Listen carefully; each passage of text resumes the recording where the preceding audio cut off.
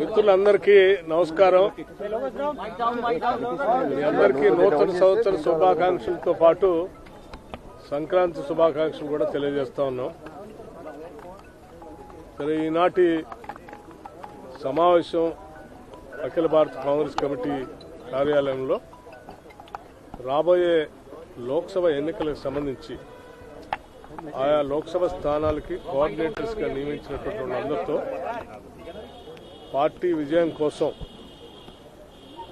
చేయబోయాల్సినటువంటి కార్యక్రమాలు, చేయాల్సినటువంటి కార్యక్రమాల గురించి దిశా నిర్దేశం చేసే కార్యక్రమంలో భాగంగానే ఈరోజు సమావేశం జరిగింది.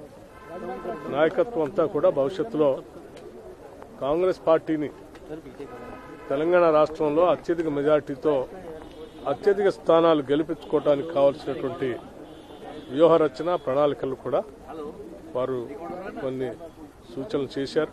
దానికి అనుగుణంగా రాష్ట్రంలో పార్టీ ఒక యాక్షన్ ప్లాన్ తయారు చేసుకుని ముందుకు పోతుంది. సార్, ఏంటి సార్ టార్గెట్ ఏంటి? పార్లమెంట్ ఎన్నికల్లో ఎన్ని సీట్లు గెలవాలనేది కాంగ్రెస్ టార్గెట్? అత్యధిక స్థానాలు గెలవటం కోసం కాంగ్రెస్ పార్టీ టార్గెట్ గా పెట్టుకుంది.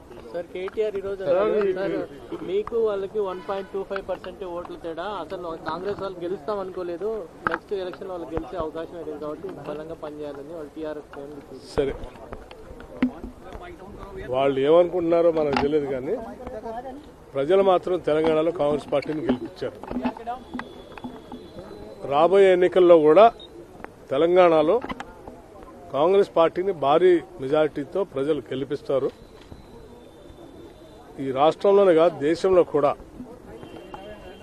దేశ ప్రజల సంపద అంతా కూడా దేశానికే ఉండాలని, దేశ వనరులన్నీ కూడా దేశానికే ఉండాలని రాహుల్ గాంధీ గారి నాయకత్వంలో, ఖర్గే గారి ఏఐసిసి అధ్యక్షుడిగా దేశవ్యాప్తంగా ఈ కార్యక్రమాన్ని తీసుకుని ముందుకు పోతా ఉన్నారు. ప్రజల ఆస్తులు ప్రజలకే ఉండాలి, దేశానికే ఉండాలి, దేశానికి సంబంధించిన ఆస్తులు దేశానికే ఉండాలని చెప్పేటువంటి వాళ్ళ కోసమే ఈరోజు ప్రజలంతా ఆలోచన చేస్తున్నారు తప్ప, ప్రజల ఆస్తుల్ని, దేశ వనరుల్ని కొద్దిమంది పారిశ్రామికవేత్తలకి అమ్మకానికి పెట్టి దారాదత్తం చేసేటువంటి రాజకీయ పార్టీలకు ఓటేయడానికి ప్రజలు సిద్ధంగా లేరు. రేపొద్దున లోక్సభ ఎన్నికల్లో కూడా ఇదే తీర్పు రాబోతోంది. శ్రీమతి సోనియా గాంధీ గారు అంటే తెలంగాణ ప్రజలకు అపరిమితమైనటువంటి ప్రేమ, అభిమానం, గౌరవం ఉన్నాయి.